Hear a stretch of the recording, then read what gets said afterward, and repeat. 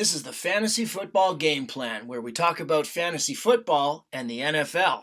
There are a ton of teams on a bye this week for some reason, even though everyone's scrambling to make the fantasy football playoffs. We have a whole bunch of teams not playing, which means there's tons of fantasy players missing in addition to ones that got injured this week. The bye teams are the Washington Commanders, Atlanta Falcons, Chicago Bears, Green Bay Packers, Indianapolis Colts, and New Orleans Saints. If you have players on any of those teams, you're going to be scrambling, as well as we had some QBs go down. Jimmy G's out for the year, and it looks like the Baltimore quarterback is going to be out for a while. Lamar Jackson, they say he's week to week. It didn't look very good. He hasn't looked very good anyways. So why don't we start with quarterbacks? Yeah, well, Tyler Huntley, who came in for Baltimore last year, did really well. Pretty impressive quarterback. So if you're looking to just swap one for one, you might get the same results with him in the backfield, leading the team down the field. So I think he's a good option this week to pick up. He's kind of low on people's depth charts. You need somebody. He's could be a potential one of those sleepers like like White or Tyler Haneke, right? Like they're just kind of like these QBs that seem to produce kind of well. They weren't draft picks, but they're showing that they can do the job. Yeah, he did well when he was in last year for Jackson. He likes to throw to the tight end Mark Andrews, who hasn't quite looked right. But also, he throws to the other receiver I was going to talk about, Demarcus Robinson. He threw to him 7 times last week. So, I think he can throw the football as well as Lamar Jackson. He's not as good at running it, but they're not losing much because Lamar hasn't looked good for a while now anyway. So I agree with you. Tyler Huntley is a good QB pickup this week. And then San Francisco, Jimmy G goes down, and Brock Purdy, Mr. Irrelevant, rallies his team to a win, and now he's getting to drive the Ferrari in San Fran. They're a very nice looking playoff team, and he's their only option at quarterback since they didn't pick up Baker Mayfield today. He went to the Rams. So Brock Purdy is another guy I think you have to take a serious look at. How does the Rams have any money? Like it just seems like they've overspent in the last 2 years. Did they just get NFL money that no one knows about, or do they just are not? They just don't have a bench after they're starting 24. It's just like they just have so much salary. It's surprising that they're able just to even pick up, a mainstream name. They mortgaged away their future, and it shows this year. They Wentworth, the O lineman, retired, and their offensive line is horrible now. They're really missing him. So they freed up enough cash to field a really bad team. One more QB I thought we should talk about is Mike White. You referenced him earlier. He's playing Buffalo, and you might have thought that that's a pretty scary proposition, but actually Buffalo's been giving up a lot of yardage to passers over the last few weeks, and they've had some injuries, and they're not as good as they once were earlier this season on the defensive end. And a really weird thing about this game is that the Jets beat them with Zach Wilson, and now they have a better quarterback in Mike White. So this is going to be weird if Mike White loses to Buffalo. This will be a weird thing. I mean, they really should beat them. I know the game's in Buffalo, but Buffalo, maybe they're going to be a bit more rested. Maybe the quarterback's arm is better because he hasn't looked right since he injured his arm. But I'm excited to see this game because I think it's going to be closer than people think. And I'm giving the Jets a shot. I think that game is definitely on the radar to watch this week. Name's been tossed around before is Jared Goff, as he went I think 8 for 8 in scoring drives last week. No punts, so good yardage. He wasn't throwing many touchdowns, but he was throwing the football around. So over 300 passing yards. Someone also available if you had Jimmy G or someone else on your roster, he could be someone doing it for you. And their wide receiver room has seemed to click now with DJ Chark really stepping up. It was probably just one game though, and Jamison Williams entering in his first game with 0 points, fantasy points, but I think it was just more to get his feet wet, and then more to come later on. So I think Jared Goff is someone to take a look at. Yeah, we've talked about him before. I mean, in deep leagues, he'll be gone because he's been playing quite well. I mean, fantasy-wise especially. Mhm. But yeah, if Goff's available, definitely go and get Goff. All right, let's move on to running backs. I guess we didn't really pay enough attention to Zonovan Knight last week. I kind of thought Johnson, the running back that had been on that team for a while, would be somebody that they would look to. But this guy's come out of nowhere, Zonovan Knight. So I mean, he's going to be the number one running back pickup this week. If you need a guy and he's still out there, try to get him. Yeah, I guess another prediction that we talked about last week with Karen Williams from the Rams, who's a rookie, he didn't really pan out either, as Cam Akers kind of like took the lead. So maybe that's going to change this week, because Cam Akers is kind of like in muddy waters. Maybe he was just filling in for some desperate need. But the person that I was thinking about this week, and this is a deep pick too, if you need a running back in a flex position, would be Chuba Hubbard from the he's playing against the Pats this week. And in weeks coming up, too, he's playing against Detroit and Seattle.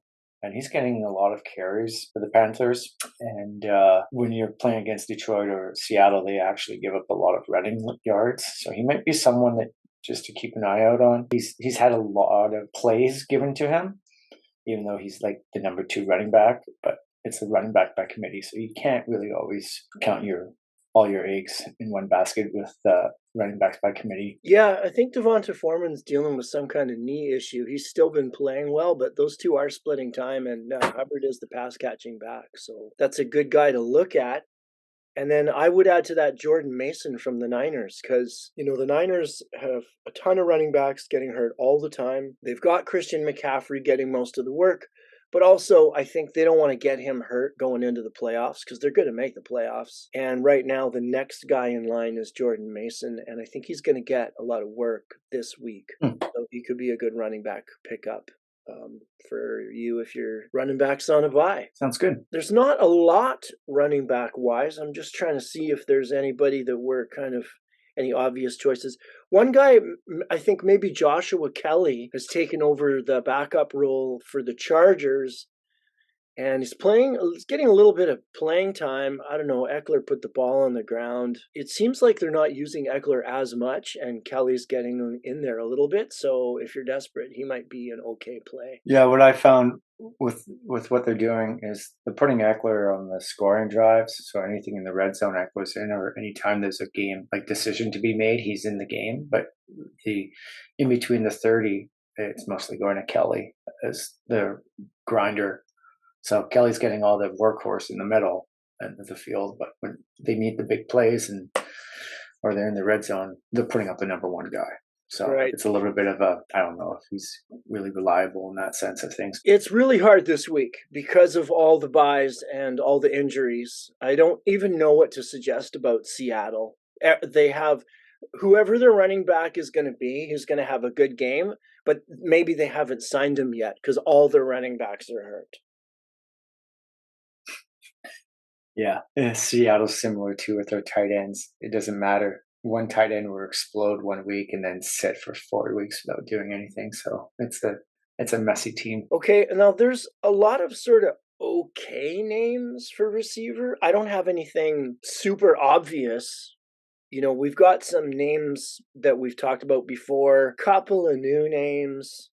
Nothing really flashes to me. Do you have what would be like your top receiver guy this week, do you think, for waivers? I have a top receiver with a bad quarterback. Okay. Alec Pierce. But Cleveland's true too. Oh yeah. Yeah. As Matt Ryan is not looking anywhere where he used to be, but he seemed to have caught a lot of balls last week. So he's someone I think that if you need that streamer, especially if some leagues where you have 3 wide receivers, he might do something for you.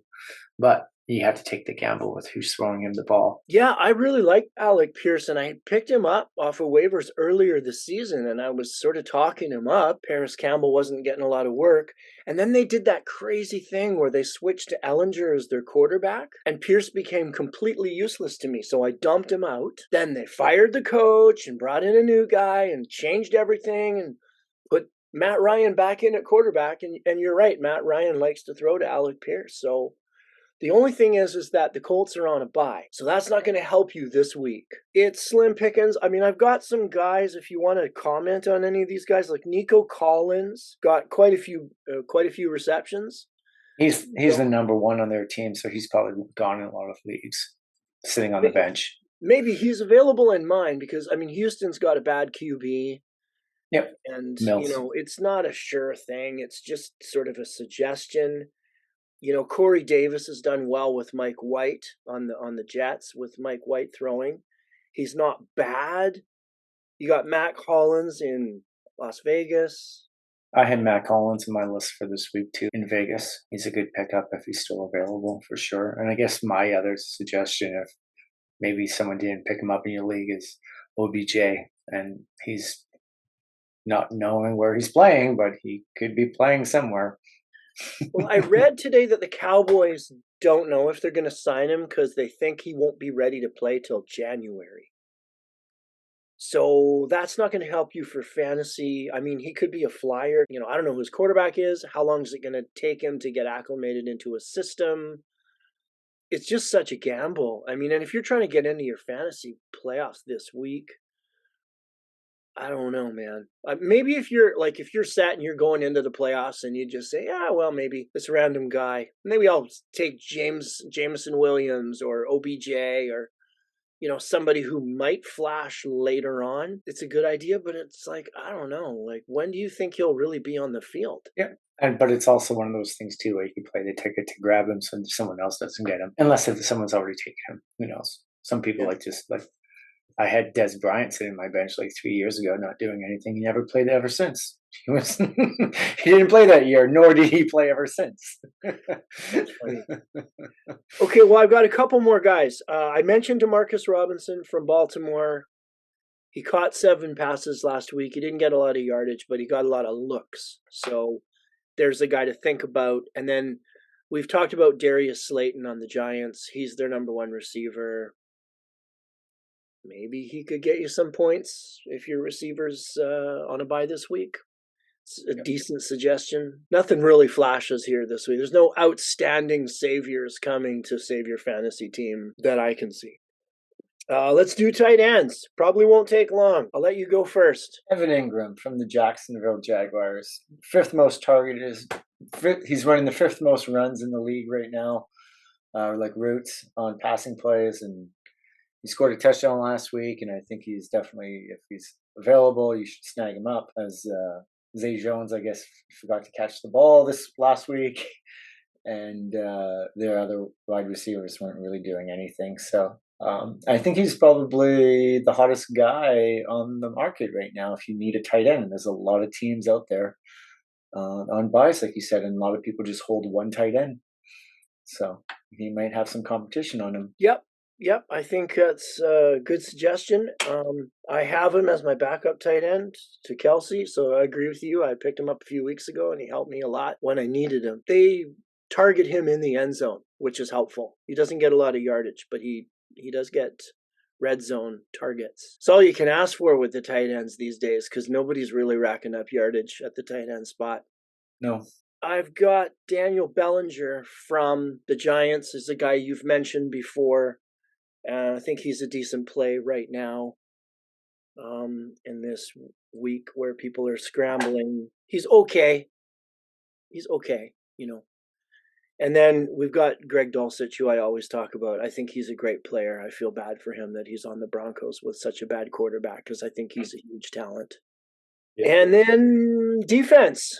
I got a good one. Okay, let's hear it. I really like the Chiefs defense. And I like them not only this week against the brutal Broncos, but down the line, they've got a really, really weak schedule. They've got Houston, Seattle, and then the Broncos again. And they're available in a lot of leagues. So I'm thinking the Chiefs, even though they're not a great defense, they're playing really bad teams coming up. So they could really be helpful to you. Yeah. Jones will get a lot of sacks. I'm going to go with a stretch here.